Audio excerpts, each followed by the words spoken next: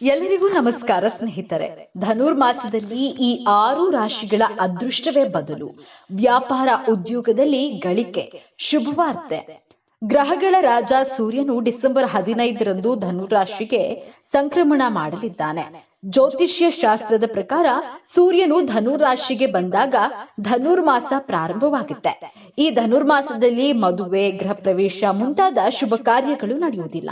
ಆದ್ರೆ ಧನುರಾಶಿಯಲ್ಲಿ ಗ್ರಹಗಳ ರಾಜ ಸೂರ್ಯನ ಸಂಕ್ರಮಣದ ಪರಿಣಾಮವು ಸಿಂಹ ಸೇರಿದಂತೆ 6 ರಾಶಿಗಳಿಗೆ ತುಂಬಾ ಒಳ್ಳೆಯದು. ಧನು ಸಂಕ್ರಮಣದಿಂದ ಯಾವ 6 ರಾಶಿಗಳು ಸೂರ್ಯನಂತೆ ಹೊಳೆಯುತ್ತವೆ ಎಂಬುದನ್ನ ನೋಡೋಣ ಬನ್ನಿ. ಅದಕ್ಕೂ ಮುಂಚೆ ನೀವೇನು ನಮ್ಮ ಚಾನೆಲ್ಗೆ ಸಬ್ಸ್ಕ್ರೈಬ್ ಆಗಿಲ್ಲ ಅಂದ್ರೆ ಈಗಲೇ ಸಬ್ಸ್ಕ್ರೈಬ್ ಆಗಿ, ಹಾಗೆ ವಿಡಿಯೋಗೆ ಲೈಕ್ ಮಾಡಿ, ವಿಡಿಯೋವನ್ನ ಸ್ಕಿಪ್ ಮಾಡದೆ ಕೊನೆ ತನಕ ನೋಡಿ. ಧನುರಾಶಿ. ಧನುರಾಶಿಯವರಿಗೆ ಧನುರಾಶಿಯಲ್ಲಿ ಸೂರ್ಯನ ಸಂಚಾರವು ಶುಭ ಸಂಕೇತವನ್ನ ತರುತ್ತದೆ. ವೃತ್ತಿಯಲ್ಲಿ ಪ್ರಗತಿ, ವ್ಯಾಪಾರದಲ್ಲಿ ಲಾಭ ಮತ್ತು ಆರ್ಥಿಕ ಸ್ಥಿತಿ ಬಲವಾಗುತ್ತದೆ. ವೈಯಕ್ತಿಕ ಜೀವನದಲ್ಲೂ ಸಂಬಂಧಗಳು ಸುಧಾರಿಸುತ್ತವೆ. ಈ ಸಾಗಾಣೆಯು ಧನುರಾಶಿಯವರಿಗೆ ಅನೇಕ ಕ್ಷೇತ್ರಗಳಲ್ಲಿ ಧನಾತ್ಮಕ ಪರಿಣಾಮವನ್ನ ಬೀರುತ್ತದೆ. ಉದ್ಯೋಗಸ್ಥರಿಗೆ ಇದು ಬಹಳ ಒಳ್ಳೆಯ ಸಮಯ. ನಿಮ್ಮ ಕೆಲಸವನ್ನ ಪ್ರಶಂಸಿಸಲಾಗುತ್ತದೆ ಮತ್ತು ಪ್ರಚಾರದ ಅವಕಾಶಗಳಿವೆ. ವೃತ್ತಿ ಕ್ಷೇತ್ರದಲ್ಲಿ ಅದೃಷ್ಟವು ಪ್ರತಿ ಹಂತದಲ್ಲೂ ನಿಮ್ಮನ್ನ ಬೆಂಬಲಿಸುತ್ತದೆ ಮತ್ತು ಅಂತಹ ಪರಿಸ್ಥಿತಿಯಲ್ಲಿ ನಿಮ್ಮ ಸಹೋದ್ಯೋಗಿಗಳನ್ನ ಮೀರಿಸುವ ಮೂಲಕ ನೀವು ಮುನ್ನಡೆಯಲು ಸಾಧ್ಯವಾಗುತ್ತದೆ. ಸಾಕಷ್ಟು ಸಮಯಗಳಿಂದ ಮದುವೆಯಾಗಿ ಸಂತಾನ ಭಾಗ್ಯಕ್ಕಾಗಿ ಕಾಯುತ್ತಿರುವಂತಹ ಧನುರಾಶಿಯವರಿಗೆ ಅತಿ ಶೀಘ್ರದಲ್ಲಿ ಶುಭ ಸುದ್ದಿ ಸಿಗಲಿದೆ. ಆರ್ಥಿಕತೆಯ ವಿಚಾರದಲ್ಲಿ ಕೂಡ ಧನುರಾಶಿಯವರಿಗೆ ಸಾಕಷ್ಟು ಲಾಭಾಂಶಗಳು ಸಿಗಲಿದೆ. ಧನುರಾಶಿಯವರು ಮಾಡುವಂತಹ ಪ್ರತಿಯೊಂದು ಕೆಲಸಗಳಲ್ಲಿ ಕೂಡ ಭಾಗ್ಯದ ಜೊತೆಗಾರಿಕೆ ಸಿಗುವುದರ ಮೂಲಕ ಪ್ರತಿಯೊಂದು ವಿಚಾರದಲ್ಲೂ ಕೂಡ ಗೆಲುವನ್ನ ಸಾಧಿಸಲಿದ್ದಾರೆ. ಒಂದು ವೇಳೆ ಧನುರಾಶಿಯವರು ರಾಜಕೀಯ ಕ್ಷೇತ್ರದಲ್ಲಿ ಇದ್ರೆ ಈ ಚುನಾವಣಾ ಸಂದರ್ಭದಲ್ಲಿ ಅವರಿಗೆ ರಾಜಕೀಯ ಕ್ಷೇತ್ರದಲ್ಲಿ ಮುಖ್ಯ ನೆಲೆಗೆ ಬರುವಂತಹ ಅವಕಾಶಗಳನ್ನ ಕಲ್ಪಿಸಲಾಗುತ್ತೆ.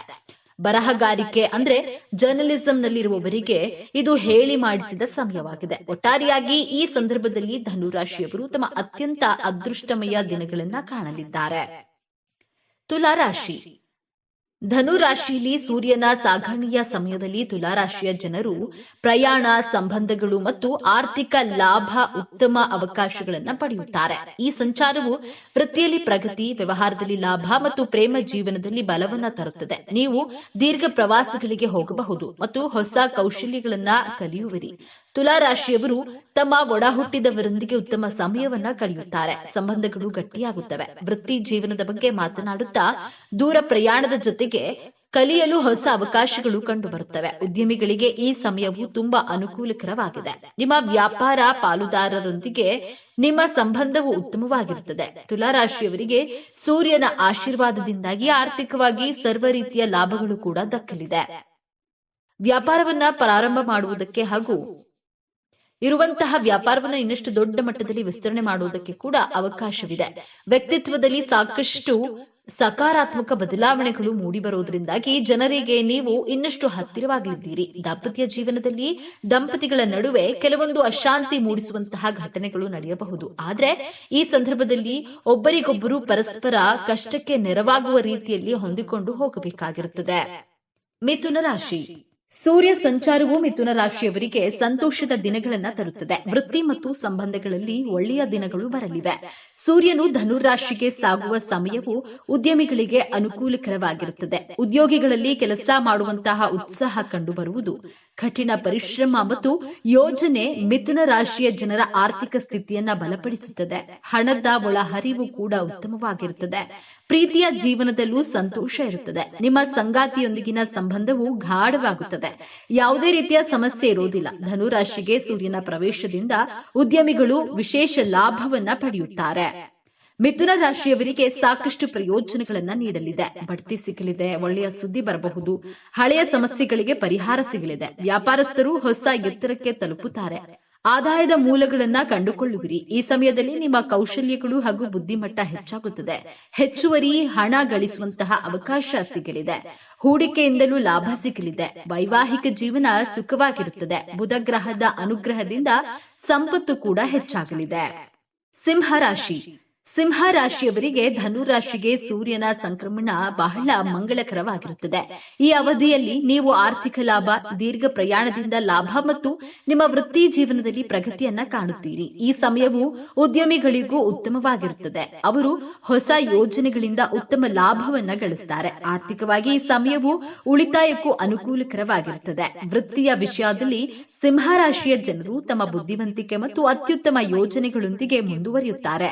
ಇದು ಅವರಿಗೆ ಉತ್ತಮ ಯಶಸ್ಸು ಮತ್ತು ಆರ್ಥಿಕ ಲಾಭವನ್ನು ನೀಡುತ್ತದೆ. ಅವರ ಕಠಿಣ ಪರಿಶ್ರಮ ಮತ್ತು ಬುದ್ಧಿವಂತಿಕೆಯಿಂದ ಅವರು ತಮ್ಮ ಗುರಿಯನ್ನ ಸಾಧಿಸುತ್ತಾರೆ. ಸಿಂಹರಾಶಿರವರು ಉದ್ಯೋಗದ ಬಗ್ಗೆ ಯಾವುದೇ ರೀತಿಯ ಚಿಂತೆ ಪಡಬೇಕಾದ ಅಗತ್ಯವಿಲ್ಲ. ಯಾಕಂದ್ರೆ ವೈದಿಕ ಜ್ಯೋತಿಷ್ಯ ಶಾಸ್ತ್ರದಲ್ಲಿ ಸಿಂಹರಾಶಿರವರನ್ನ ಅತ್ಯಂತ ಬುದ್ಧಿವಂತ ರಾಶಿಯವರು ಎಂಬುದಾಗಿ ಕರೆಯಲಾಗುತ್ತದೆ. ಹಾಗೂ ತಮ್ಮ ಬುದ್ಧಿವಂತಿಕೆ ಆಧಾರದ ಮೇಲೆ ಸಿಂಹರಾಶಿರವರು ಉತ್ತಮವಾದ ಕೆಲಸವನ್ನ ಪಡೆದುಕೊಳ್ಳಲಿದ್ದಾರೆ. ನೀವು ಕೆಲಸ ಮಾಡುವಂತಹ ಸ್ಥಳದಲ್ಲಿ ಉತ್ತಮವಾದ ಫಲಿತಾಂಶವನ್ನ ನೀಡುವ ಮೂಲಕ ನಿಮ್ಮ ಕೆಲಸದ ಮೂಲಕ ಒಳ್ಳೆಯ ಆರ್ಥಿಕ ಆದಾಯವನ್ನ ಕೂಡ ನೀವು ಸಂಪಾದನೆ ಮಾಡುವಂತಹ ಲಕ್ಷಣವನ್ನ ಹೊಂದಿದ್ದೀರಿ. ಮೇಷರಾಶಿ. ಧನುರಾಶಿಯಲ್ಲಿ ಸೂರ್ಯನ ಸಂಚಾರದಿಂದಾಗಿ ಮೇಷರಾಶಿಯವರಿಗೆ ವೃತ್ತಿಯಲ್ಲಿ ಯಶಸ್ಸು ಸಿಗುತ್ತದೆ. ಈ ಸಮಯದಲ್ಲಿ ನಿಮ್ಮ ವೃತ್ತಿ ಜೀವನದಲ್ಲಿ ದೀರ್ಘ ಪ್ರಯಾಣವು ಪ್ರಯೋಜನಕಾರಿಯಾಗಿದೆ. ವ್ಯಾಪಾರಸ್ಥರಿಗೆ ಈ ಪ್ರವಾಸದಿಂದ ಲಾಭಗಳಾಗಲಿದೆ. ಆರ್ಥಿಕವಾಗಿ ಅದೃಷ್ಟ ನಿಮ್ಮ ಕಡೆ ಇರುತ್ತದೆ. ಹಣವು ಉಳಿತಾಯವಾಗುತ್ತದೆ.